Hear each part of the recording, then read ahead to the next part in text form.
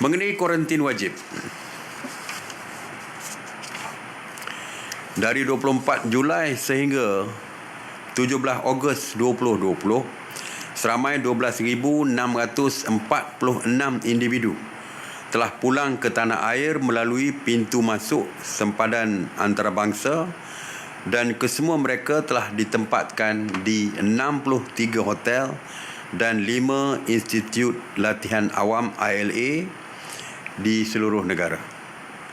Dari jumlah itu, seramai 43 individu telah dibawa ke hospital kerana positif COVID-19 dan 5,216 individu telah didischarge dan dibenarkan pulang ke rumah.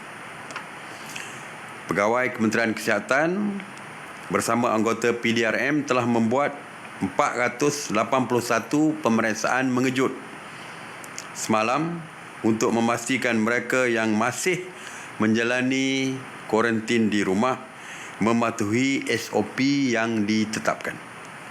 Daripada pemeriksaan mengejut tersebut, 4 individu telah dikenakan tindakan. Umumnya, pengurusan stesen kuarantin berjalan dengan baik dan tidak timbul isu besar kecuali beberapa insiden. Ya, kita baca sendiri di dalam media sosial dan sebagainya, beberapa insiden seperti terpaksa menunggu agak lama untuk dihantar ke pusat kuarantin, terutamanya di hotel-hotel.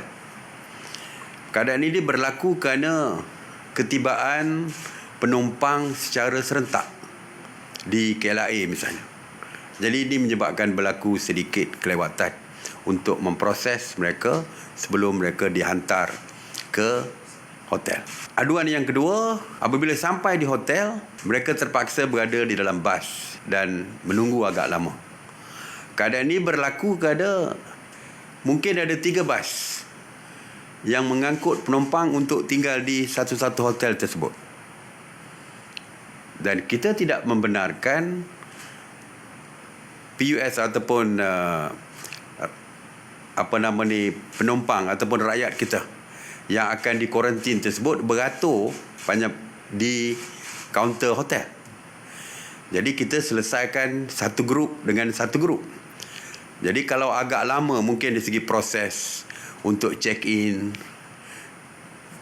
bayaran dan sebagainya, kadang-kadang timbul isu tak nak bayar dan sebagainya. Jadi ini menyebabkan mungkin jika grup yang pertama itu slow, maka ianya akan melibatkan 2 grup yang belakang. Seperti saya contoh tadi, 3 bas, satu grup dah lah beratur mesti ikut social distancing, beratur, dan mereka perlu selesaikan satu persatu. Itu yang kadang-kadang menyebabkan berlaku kelewatan. Jadi penambahbaikan telah pun kita persetujui hari ini. Sebagai contoh, NADMA akan menyediakan satu portal yang akan diumumkan oleh NADMA dalam waktu terdekat ini, iaitu website mereka, dan mana-mana rakyat kita yang ingin pulang ke Malaysia, sebelum kepulangan mereka mesti menghantar informasi tentang mereka nak pulang itu, yang nak balik ke Malaysia melalui portal ataupun website NADMA tadi. Mereka perlu laporkan yang pertama detail dari segi penerbangan mereka, flight number, dari segi ketibaan, begitu juga dari segi keperluan, sama ada mereka memerlukan hotel ataupun memerlukan ILA. Jadi supaya semua info tersebut diperolehi lebih awal sebelum mereka tiba, supaya NADMA boleh mengambil tindakan segera dari segi booking tempat dan sebagainya sebelum mereka pulang ke negara kita. Jadi perkara ini akan dimaklumkan oleh NADMA bila dimulakan, dan kita minta supaya NADMA menyegerakan dari segi website ataupun portal yang mereka akan keluarkan tersebut. Dan saya ingin maklumkan, ada yang mengatakan bahawa bilik-bilik berbeza-beza. ada yang 5 star, ada yang 3 star, makanan pun agak berbeza. Jadi sebenarnya walaupun kerajaan meletakkan shilling RM150, tetapi harga bilik berbagai-bagai. Tidak boleh lebih daripada 150. Ada harga bilik 3 star misalnya menawarkan harga RM120. Jadi yang bilik yang berharga mahal tentulah lebih baik servis dia ataupun dari segi kemudahan yang ada berbanding dengan bilik yang harga lebih rendah. Dan ada yang mengambil harga bilik yang harga lebih daripada 150.